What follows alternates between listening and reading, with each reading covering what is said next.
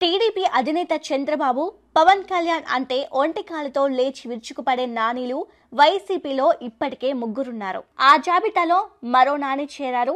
అందులో మొదటి వరుసలో కొడాలి నాని ఉంటారు. చంద్రబాబు, లోకేష్, పవన్ ను టార్గెట్ చేయడంలో కొడాలి నాని ఫస్ట్ ఉంటాడు. జగన్ పై ఈగ వాలకుండా చూసుకోవడంలో కొడాలి నాని ముఖ్యుడు. వైసీపీ అధినేత జగన్ విమర్శిస్తే కొడాలి నాని రెచ్చిపోతాడు. జగన్ కు గత 10 ఏళ్లుగా కొడాలి నాని అండగా ఉంటూ వస్తున్నాడు. సీఎం జగన్ తొలి కేబినెట్ లో మంత్రిగా కొనసాగిన కొడాలి నాని మంత్రిగా దిగిపోయిన తర్వాత కూడా తగ్గేదెలే అన్నట్లు వ్యవహరిస్తుంటాడు. కమ్మ సామాజిక వర్గానికి చెందిన కొడాలి నాని టీడీపీలో ఉన్న కమ్మ నేతలు జగన్ ను టార్గెట్ చేసి విమర్శలు చేస్తే చూస్తూ ఊరుకోరు. తూటాల్లాంటి మాటలతో వారిపై విరుచుకుపడుతుంటాడు. ఇక మరో నేత మాజీ మంత్రి పేర్ని నాని. కాపు సామాజిక వర్గానికి చెందిన పేర్ని నాని కూడా జగన్ కేబినెట్ లో మంత్రిగా పనిచేశారు. మంత్రివర్గ పునర్వ్యవస్థీకరణ తర్వాత ఆయనను సీఎం జగన్ మంత్రి పదవి నుంచి తప్పించారు. అయినా ఆయన నిరుత్సాహపడలేదు.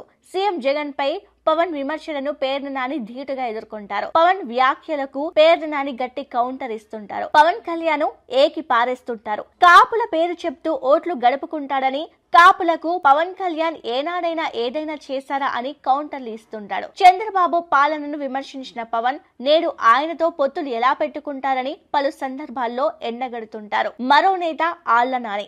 కాంగ్రెస్ నుంచి ఎమ్మెల్యే పదవికి రాజీనామా చేసి 2013లో వైఎస్ఆర్సీపీలో చేరారు.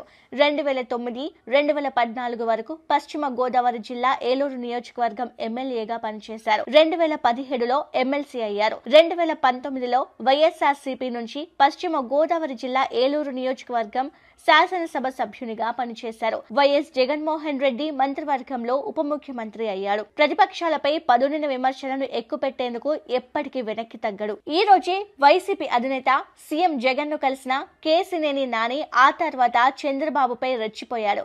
చంద్రబాబు మోసగాడని ప్రపంచానికి తెలుసని, ఇంత పచ్చి మోసగాడు అనుకోలేదన్నారు.